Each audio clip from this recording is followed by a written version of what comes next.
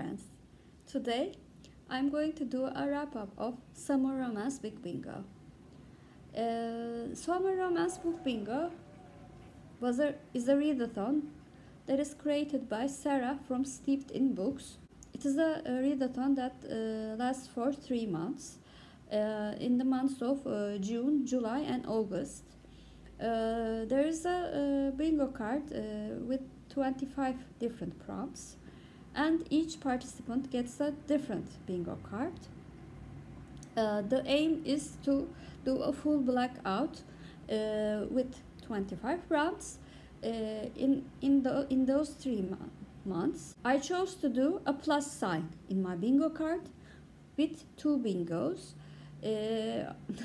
but I forgot. But my bingo card got lost because my computer crashed down and I couldn't save some of the files, and my bingo card was one of them. I chose not to print the bingo card and saved it as a PDF file. I wish I had printed so that I could show my prompts. Fortunately, I took note of the prompts and the books that I was planning to read in another file. So I'm going to do the wrap-up. The first prompt in my plus sign was to read a book with a blue cover, and I chose to read Where Are the Children by Mary Higgins Clark. It was a domestic thriller book, and it tells the story of a woman whose children are lost and she is accused of kidnapping them because of her shady past. I really liked this book. I gave it 4 stars. It was a page turner. It was very easy to read, and I kept on going to find out what would happen. But I guess the plot twist pretty early on, but it did not diminish my enjoyment of the reading. Second prompt in my bingo card was to read a book with double letters in the title. For this prompt, I read Rowell's Challenge by Abby Green. It was a contemporary romance novel. The book tells the love story of 2 rivals who are in hotel business. It was a hate-to-love romance. I sort of enjoyed reading this book, but not very much. I gave it 2.5 stars and then rounded up to 3 because that's what I do in Goodreads. I round the half number to the higher category. One of the lessons that I have learned from this readathon is that I do not like romance novels that are focused on the main couple only. I really like romance books with side characters who have their own character development and somehow affect the plot in a more meaningful way than just to be an object of jealousy. The third book that I have read for the Reader's Choice prompt in my book bingo card was Leo by Mia Sheridan. This was a contemporary romance as well, but the story was told in 2 timelines. In the first timeline, Leo and Evie are raised in the same foster house, and they fall in love. It is a first love story, and how their friendship develops into romance. In the second timeline, Eve is alone and single, and still somehow thinks of Leo because she is abandoned by him. She then meets Max, who is one of Leo's best friends, and their love story develops from there. I liked this book. I enjoyed it much more than Rivals Challenge, and I gave it 3 stars. The fourth prompt in my book bingo card was to read an Amish book, and this was the last book that I have read for this readathon. It was called Tinderbox by Beverly Lewis. It tells the story of a family whose father was an Englishman before, and he has a secret from the past which would affect the dynamics of the family and their Amish community. I gave this book 3 stars as well. As a Turkish girl, I am clearly not the target audience for this book, but I enjoyed the parts where the community is described and how their dynamics are described. I also liked the writing style.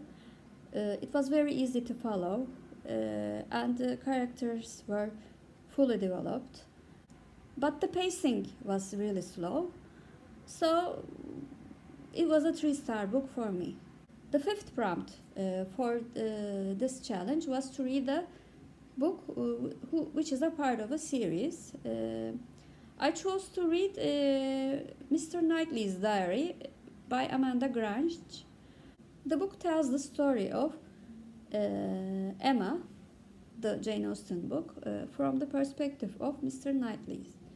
Mr. Knightley keeps a diary and then tells the events that is described in Jane Austen book from his point of view. I had read Captain Wentworth's Diary before and really enjoyed that book. It could be because Captain Wentworth is my all-time favorite Jane Austen character. I enjoyed this book as well. I gave it 3 stars, but there was something off about Mr. Knightley. In Emma, the original Emma, he is much more developed character. In this version, he's a bit too open to drama. He's like a drama king.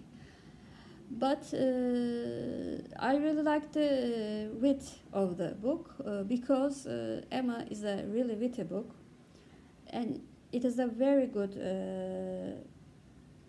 examination of the society. And this book goes in the same line. It is a good witty book. The 6th prompt in my card was to read a book with fire on the cover. I read Margaret Mitchell's Gone with the Wind for this prompt. My Kindle version did not have fire on the cover, but one of the versions in Goodreads had fire on the cover, and I chose it for that prompt because, you know, it could be possible that I had read that version.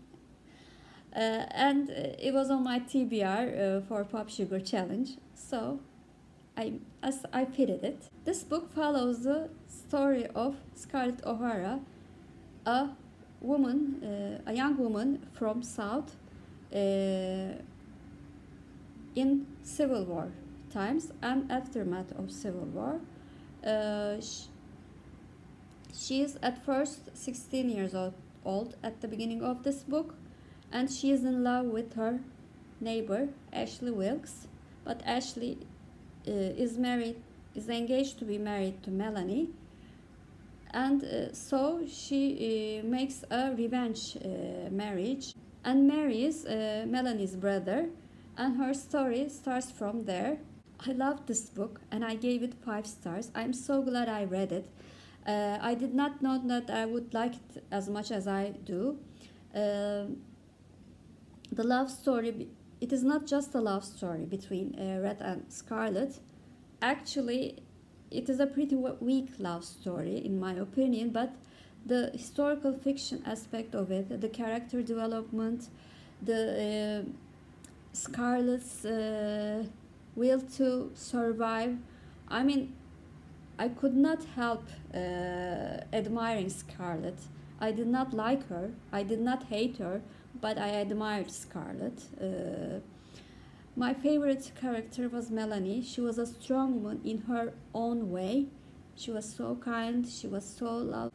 Red was also a darling character, but he had his own faults, and I thought she fitted very well with Scarlett. In summary, I can say that it was a very good period piece, historical fiction work about the society in the southern states during and after the Civil War, and a very successful character study and social study. I am so glad I read this book. As for the 7th prompt, I read a book with a red cover. and I chose to read To Love, Honor and Disobey by Natalie Anderson. It was a book that I had to read for Pop Sugar Challenge prompt as well. So it fitted in red cover, so I chose to read that book. The book tells the story of a married couple who has been separated for a year, and then they meet at a holiday that the wife is taking. Actually, the husband follows her and finds her, and the story goes on from there. After finding out that I did not enjoy the books just focusing on the main couple, I did not have high hopes for this book. I gave it 2 stars. I did not really enjoy them, the characters as well. At least in the other books that I have read in this read along, the books focusing on the main couple, at least I liked the characters. I really enjoyed reading about them. This couple was, their challenges did not seem so realistic. They could have just solved all their problems by just talking, really talking. And miscommunication is not a plot device that I like in books, so this book, I think, deserved 2 stars. The 8th prompt in my book bingo card was to read a book published in the same year that I was born. I was born in 1976, so I chose a book which was on my TBR, and this was another Pop Sugar Challenge book. I chose A Stranger in the Mirror by Sidney Sheldon. This book tells the story of the lives of an actor and an actress in movie industry between the years of 1940s until the beginning of 1970s. I gave this book 3 stars. I enjoyed reading it, but unfortunately, I did not care for the characters,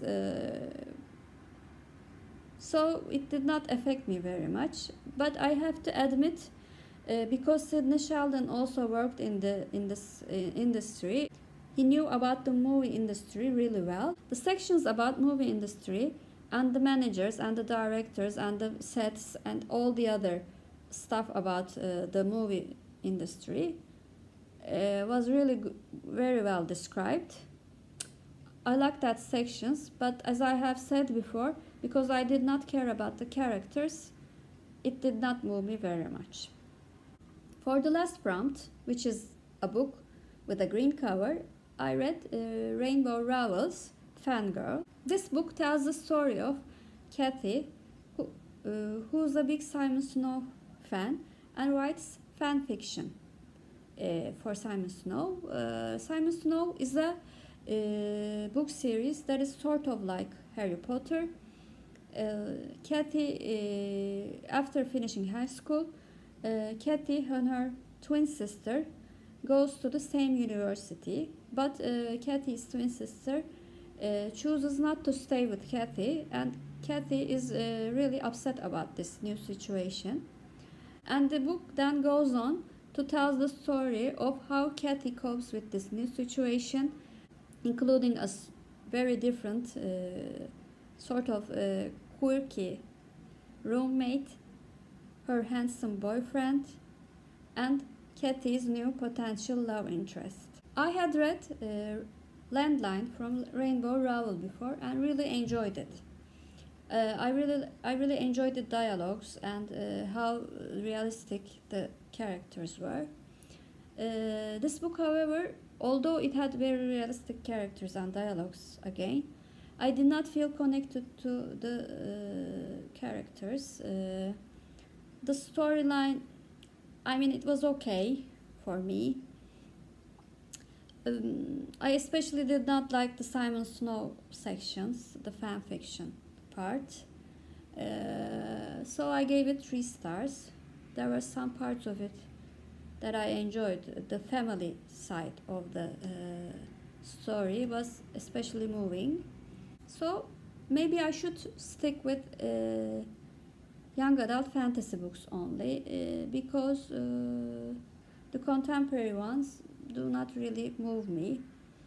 So that was my wrap up for Summer Romance Week Bingo. Uh, I'm really glad that I joined this readathon, if only for with 9 books. Maybe I did not like some of the books, but by joining this readathon, I clearly now know my taste in romance books and my young adult genres. I also read Gone with the Wind, which is going to be a favorite of this year for this readathon. So joining this readathon has been a big, really good experience for me. Thank you, Sarah, for creating this readathon. I'm planning to participate in this readathon again next year. Please comment down below. Thank you all for watching. Hope to see you very soon.